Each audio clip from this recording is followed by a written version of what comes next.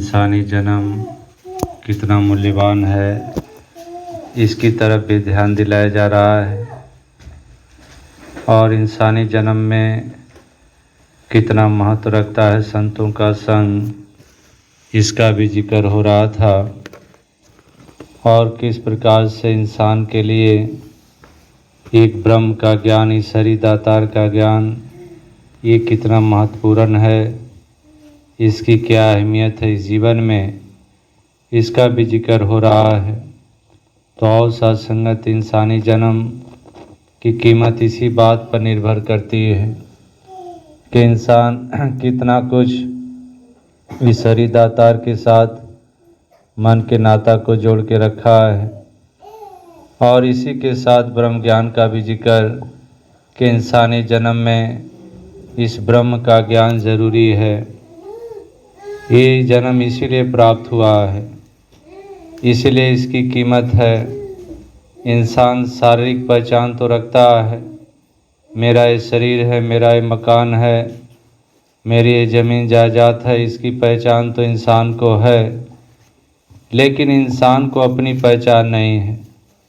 ब्रह्म का ज्ञान यानी स्वयं की पहचान, अपने आप को जानना। इसीलिए इंसान को बार बार कहा जाता है कि नो गॉड वर्शिप, अपने मालिक को जानो जिसकी पूजा करते हो। तो मालिक को जानना यानी कि स्वयं को जानना, क्योंकि मालिक और स्वयं में कोई फासला नहीं है, कोई अंतर नहीं है। तो इसीलिए इंसानी जन्म में ये ब्रह्म ज्ञान जरूरी संतों ने कहा है। यही कहा कि भय प्राप्त मनु की देवरिया, गोविंद मिलन के ही तेरी बरिया, अवर कारत तेरे किते न काम, मिल साध संग भज के वर नाम। कि इंसानी जन्म इसीलिए हुआ है कि एक प्रभु परमात्मा से नाता जुड़े, मन की एक ऐसी अवस्था बन जाए, ब्रह्म ज्ञान हो जाता है तो तमाम दीवारें गिर जाती हैं। तमाम वहम हमारे मन में है, वो सारे भ्रम की दीवारें गिर जाती हैं। और इसी ब्रह्म ज्ञान के कारण इंसान प्यार से भी भर पाता है। और इसके अभाव में कितना खींचातानी और कितना ऐसे उलझनों भरा जीवन इंसान बिताता है। तो महापुरुष संत जन इंसान को यही सोझी देते हैं कि इस मालिक मूल परमात्मा जिसको ब्रह्म कहा जाता है, इसको जान करके तमाम दीवारें गिरा ली जाएं। दीवारें गिर जाएंगी तो फिर इंसान का जीवन खुशनुमा हो जाता है, फिर सहज और सरल हो जाता है, फिर तंग दिलियाँ मिट जाती हैं।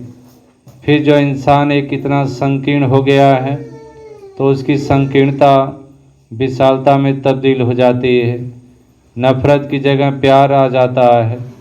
तो इसीलिए ब्रह्म ज्ञान इंसान के लिए ज़रूरी है, क्योंकि इसके बगैर इंसानी जन्म का कोई कीमत नहीं है।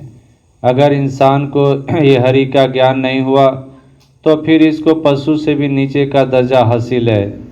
महापुरुषों ने कहा है कि निद्रा भोजन भोग भय यह पशुपुरुष समान, ज्ञान अधिक एक नरन में, ज्ञान बिना पशु जान। कि अगर इस मूल परमात्मा का ज्ञान नहीं है तो फिर कह रहे हैं कि निद्रा भोजन भोग भय ये सारी क्रियाएं तो पशुओं में भी हो रही हैं। और इंसान को अगर श्रेष्ठता प्राप्त है तो केवल इसी एक कारण से कि इंसानी जन्म में अपने मूल इस परमात्मा को जान सकता है, स्वयं की पहचान करके मनुष्य जन्म की कीमत डाल सकता है।